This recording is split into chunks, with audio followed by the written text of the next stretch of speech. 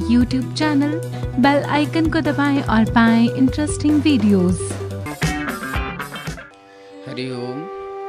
ओंकारं बिंदु संयुक्तं नित्यं ध्यायन्ति योगिनः कामदं मोक्षदं चैव ओंकाराय नमो नमः। वर्णानामर्थसंघानां रसानां छन्दसामपि मंगलानां च कर्तारौ वन्दे वाणी विनायकौ। भवानी शंकरौ वन्दे श्रद्धा विश्वासरूपिणौ। याभ्यां विना न पश्यन्तु सिद्धाः स्वान्तः स्वमीश्वरम्। वन्दे बोधमयं नित्यं गुरुं शङ्कररूपिणम्। यमाश्रितो हि वक्रोऽपि चन्द्रः सर्वत्र वन्दति। शरणागतदीनानाथ परित्राणपरायणे सर्वस्वार्थहरे देवी नारायणी नमस्तुते। सच्चा ज्योता वाली माता तेरी सदा की जय।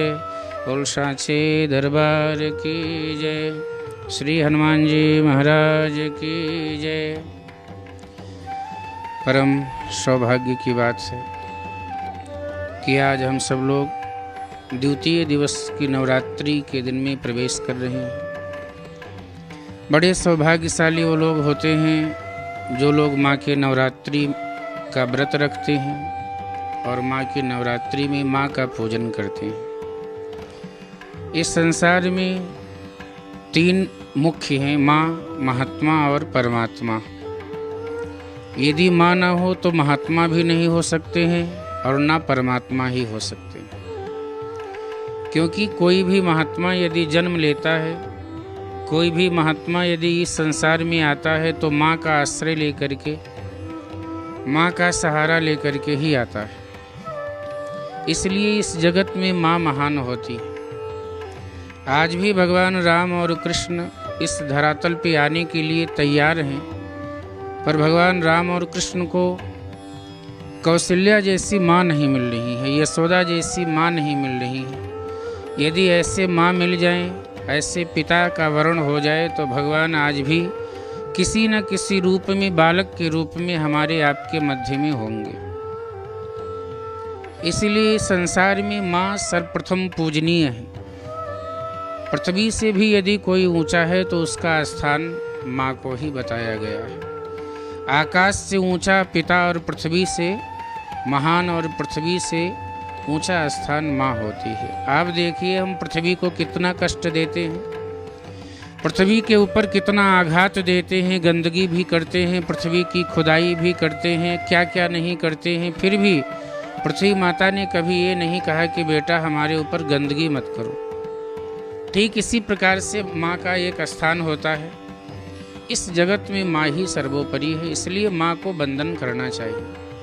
वो जगत माता तो वंदन करने योग्य है ही, पर हम जिस माँ के बच्चे हैं उस माँ को भी आदर सम्मान दें। हम नवरात्रि कर रहे हैं, नवरात्रि में माँ का पूजन कर रहे हैं, पर आप देखिए हमारे इस भारत जैसे महान देश में वृद्धालय या वृद्ध आश्रम कहाँ से आ गया, जहाँ से बड़े बड़े लोग मैं देखता हूँ कि अपने माता पिता को वृद्ध हो जाते हैं तो जाकर के वृद्धा आश्रम में छोड़ आते हैं। कितनी कष्ट की बात है, कितनी दुख की बात है कि जिस माँ ने उस बच्चे का लालन पालन किया, लालन पालन करके उसको महान बनाया, पढ़ा लिखा करके इतना अच्छा बनाया कि हमारा लड़का योग्य होगा, और वही पुत्र और पुत्र वधुआं यदि अपने माँ और सास को कष्ट देती हैं तो मुझे लगता है कि माँ का पूजन करना भी व्यर्थ हो जाता है।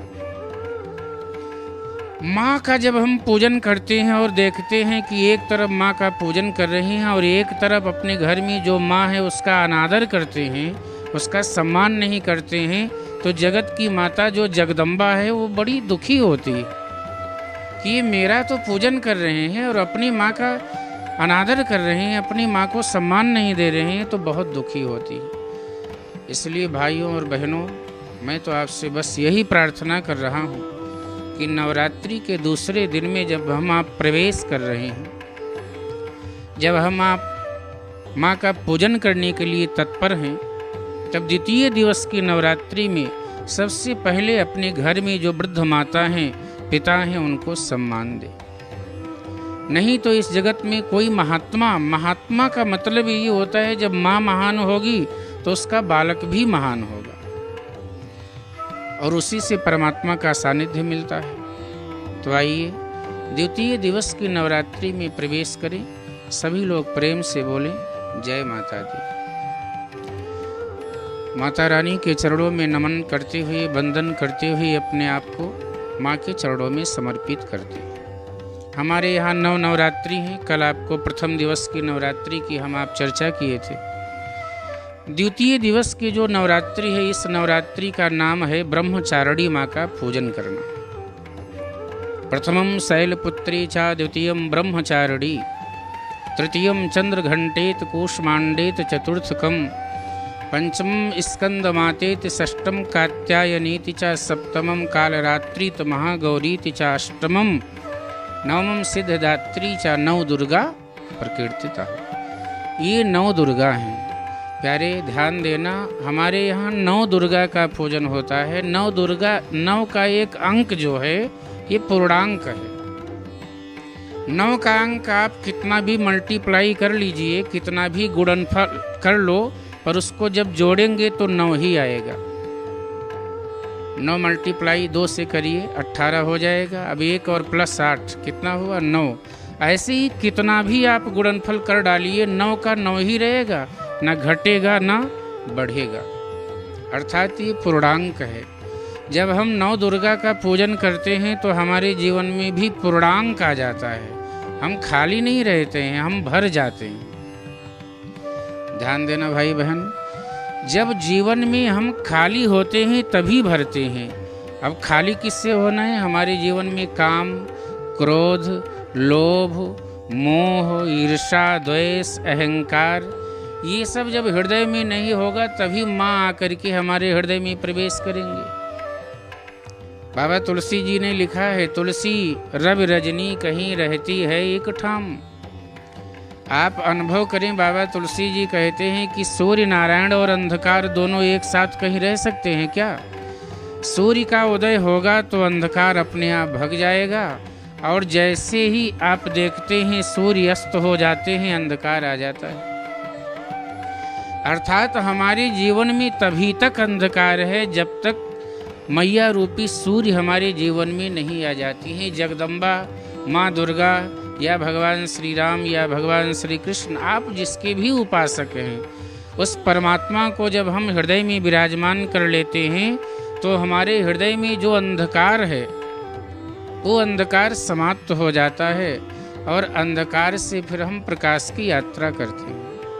हमारा वैदिक सूत्र भी कहता है, अस्तो माँ सद्गमयी तमसो माँ ज्योतिर्गमयी मृत्योरमा मृतम गमयी यतो यतः समीहसे ततो नो अभयं कुरुः सन्नः कुरु प्रजाभ्यो अभयं नः पशुभ्यः।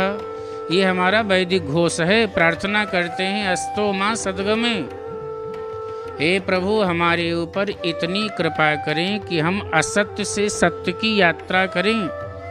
तमसो माँ ज्योतिर्गमे, अंधकार से प्रकाश की यात्रा करें। नवरात्रि का मतलब क्या है? मृत्यु से अमरत्व की यात्रा करें। ऐसा कर्म दुनिया में कर जाएं कि हम अमर हो जाएं। और ये तभी हो सकता है जब माँ भगवती का पूजन, अर्चन, वंदन बड़े प्रेम और श्रद्धा के साथ में करेंगे। भैया भाई बहन आप ध्यान देना, भगवती का पूजन तो राक्षसों ने भी किया। ऐसा नहीं है कि केवल मनुष्यों ने किया। भगवती माँ का पूजन ब्रह्मा विष्णु महेश ने भी किया है, देवताओं ने भी किया है, राक्षसों ने भी किया है, मनुष्य भी करते हैं। पर ध्यान देना, देवता लोग पूजन कब करते हैं? जब देवताओं को ये अभिमान आ जाता है कि मैं देवता हूँ, मेरा कभी कुछ बिगड़ नहीं सकता है।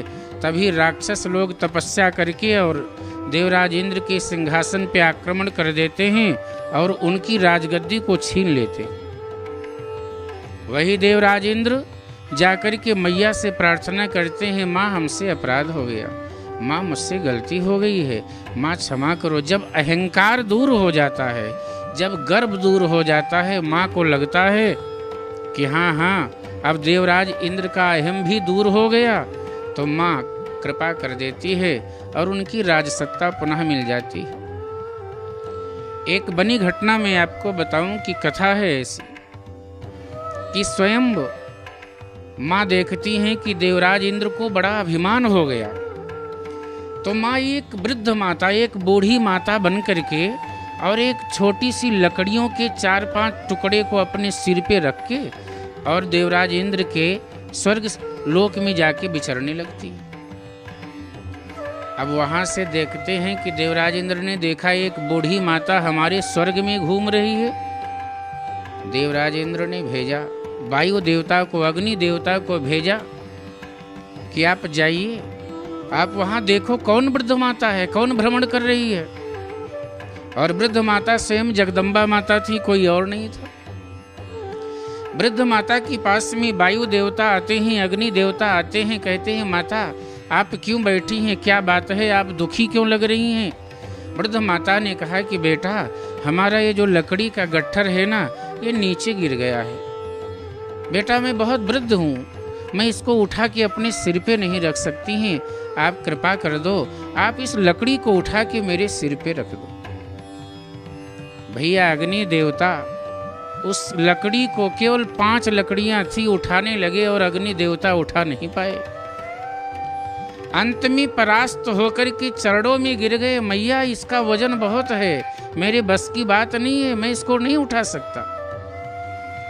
अरे वायु देवता ने कहा मैं आधी चलता हूँ तो बड़े बड़े पहाड़ गिर जाते हैं, मैं इतनी तेजी से चलता हूँ तो बड़े बड़े लकड़ियाँ का चट्टान इधर उधर बिखर जाता है, मैं उठाता हूँ। अग्नि देवता तुम कमजोर हो गए हो। वायु देवता हंसी उड़ाते हैं।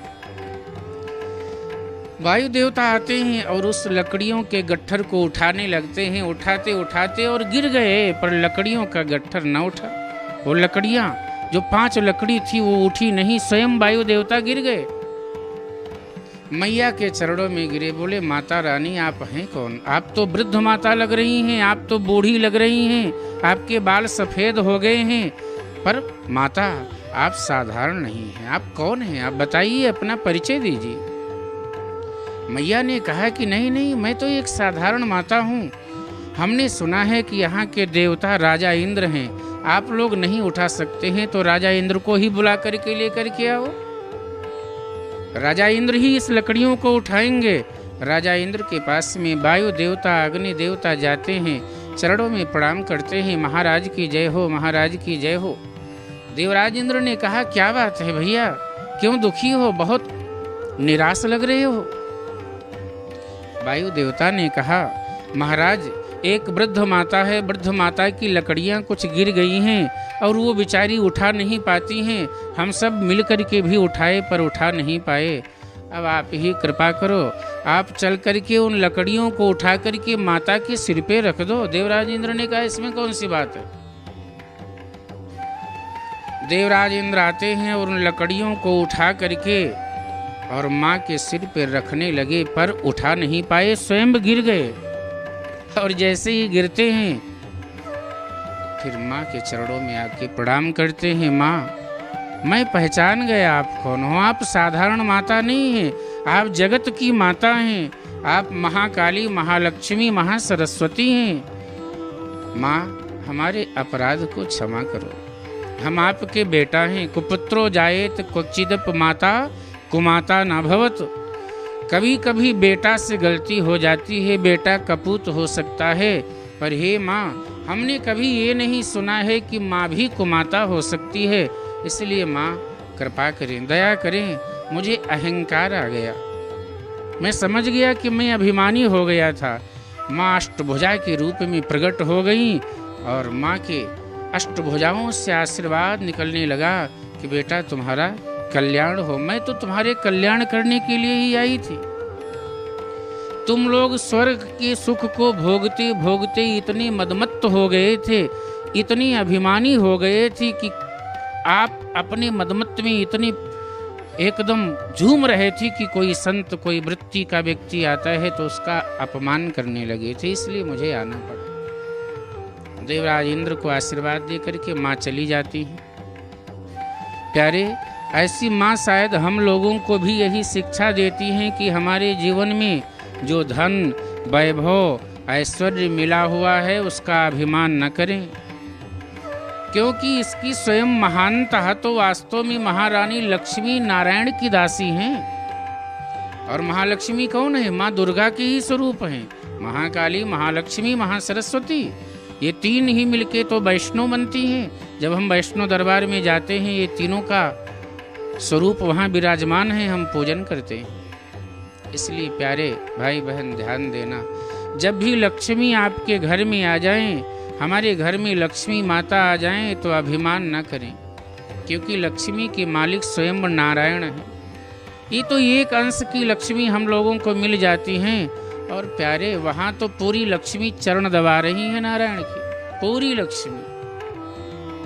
आप सोचिए, इसलिए लक्ष्मी आती हैं तो नारायण को बुलाओ कि हे प्रभु आप भी मेरे घर में आओ, क्योंकि बिना नारायण के लक्ष्मी शोभा नहीं देती हैं। लक्ष्मी आएंगी तो, पर कुछ समय के बाद में लक्ष्मी वो घर छोड़ के चली जाती हैं जिस घर में नारायण नहीं रहते। इसलिए नारायण कब आएंगे? एक बार नारायण और लक्ष्मी में आपस में ये बात हो गई कि महाराज मैं आपसे श्रेष्ठ हूँ, क्योंकि आपको लोग बुलाते नहीं हैं, हमको सब लोग बुलाते हैं। नारायण ने कहा देखो लक्ष्मी, तुम लक्ष्मी हो, तुम्हारे बिना संसार का कार्य नहीं चलता है, पर मेरे बिना भी संसार का कार्य नहीं चल सकता। इसलिए जहाँ लक्ष्मी है वहाँ नारायण की आवश्यकता है। नारायण ने सोचा कि चलो लक्ष्मी, पहले मैं तुम्हें अपना कर्तव्य दिखाता हूँ। नारायण ये कथा व्यास का रूप धारण करके दुनिया में आ गए। कथा व्यास का रूप धारण करके आए और कथा सुनाने लगे, और जब कथा सुनाने लगे लोग बहुत आने लगे, लोगों की भीड़ हो गई। बहुत भीड़ जब होने लगी तो लक्ष्मी मैया ने कहा चलो नारायण, अब मैं अपनी लीला आपको दिखा रही हूँ। लक्ष्मी मैया संसार में आई, और जो कथा करा रहे थे यजमान के घर में ही लक्ष्मी मैया जाती हैं, कहती हैं हमको भिक्षा दे दो, भिक्षा दे दो, मुझे बहुत भूख लगी। यजमान देवता कथा सुन ही रहे थे, और कथा सुनते समय भावना तो आती ही है, भाव जगा हुआ था यजमान देवता के। यजमान ने एक स्टील की कटोरी में खीर लेकर के आए, मैया मैया ये खीर लो, आप खीर खा लो। स्वयं लक्ष्मी थी, कोई और तो था नहीं। लक्ष्मी मैया ने जैसे ही खीर खा के और कटोरे को अलग रखा तो वो कटोरा सोने का बन गया। यजमान ने कहा वाह, आज तो मैं आनंद में हो गया, ये कैसी भिखारिन है कि इसने खाया तो बर्तन ही हमारा सोने का बन गया। ऐसे ही दूसरे घर में जाती हैं लक्ष्मी मैया, भीख मांगती हैं, और जो बर्तन देता है वो बर्तन सोने का हो जाता है। पूरे इलाके में बात फैल गई कि एक भिक्षा मांगने वाली महिला आई है, वो जिसके घर में भोजन करती है, पात्र मांगती है, वो बर्तन ही स्वर्ण का बन जाता है, सोने का बन जाता है। भैया सब उसको बुलाने लगे, आप मेरे घर में आओ, मेरे घर में भोजन करो, मेरे घर में आके वास करो। अब इतना ही नहीं, अब तो लोग पूरा घर में जितना बर्तन था 56 भोग बना बना के देने लगे कि हमारा सारा बर्तन सोने का बन जाए। लोभ सता दिया लोगों को। लक्ष्मी मैया ने कहा देखा नारायण, नारायण के पास गई एकांत में, बोली महाराज आपने देखा। अगले दिन से कथा जब शुरू हुई तो लोगों की भीड़ कम होने लगी। क्यों?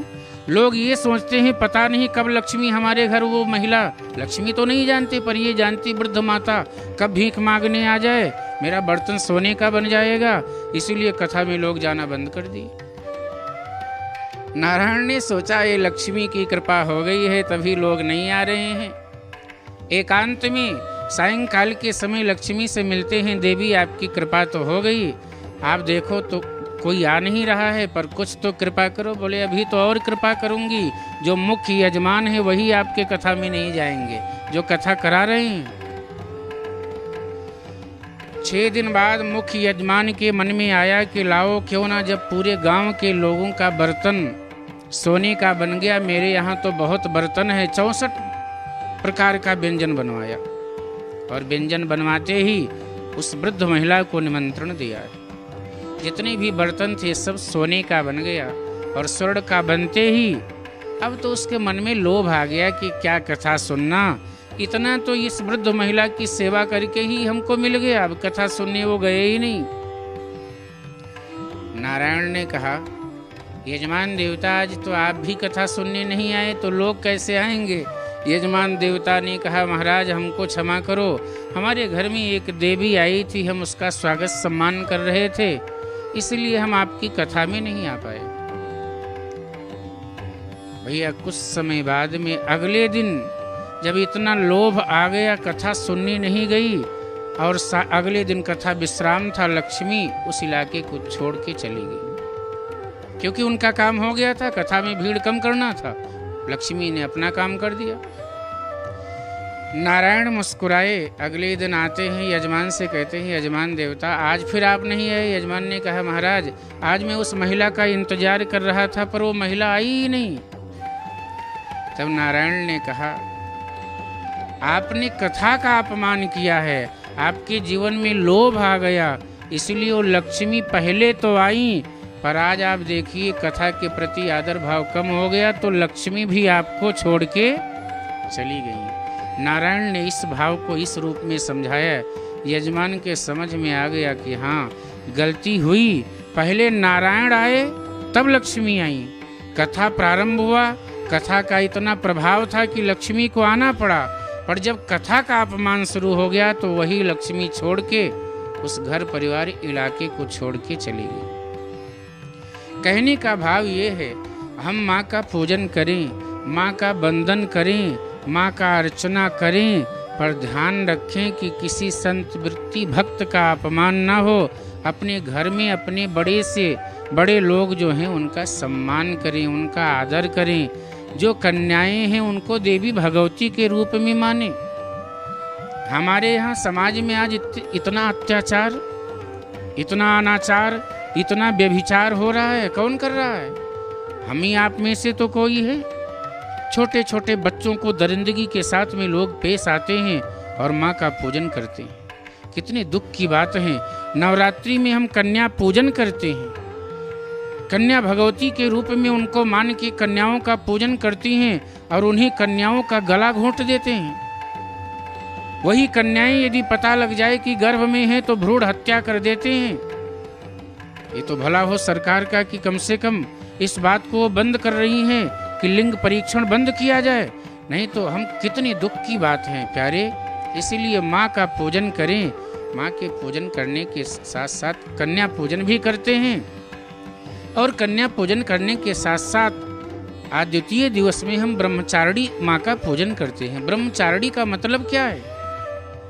ब्रह्मचारिणी का मतलब यही है कि जो ब्रह्म में अपने आप को विचरण करे, जो अपने आप को परमात्मा में विचरण करे। ब्रह्म का मतलब ब्रह्म और चारिणी का मतलब चलने वाली। ब्रह्मचारिणी माँ हमेशा ब्रह्म में विचरण करती हैं। माँ ब्रह्मचारिणी माँ के 10 हाथ हैं, 10 भुजाएं हैं, और ऐसी माँ जब 10 हाथ से आशीर्वाद देती हैं तो हम सबका कल्याण होता है। इसलिए ऐसी ब्रह्मचारिणी माँ का अर्चन करें, बंद करें, बड़े प्रेम के साथ में भोग लगाएं, उनको पंचामृत आदि से स्नान करें, दूध दही घी शहद चीनी आदि से स्नान करा के गंगा जल से स्नान कराएं। माँ के चरण को धो करके चरणामृत पान करें। अरे भैया हम लोग कहते हैं कि इस दुनिया में विष तो है पर अमृत किसी ने देखा है? बात तो लोग करते हैं अमृत की, पर अमृत देखा नहीं है। पर प्यारे हमारे यहाँ पंचामृत है।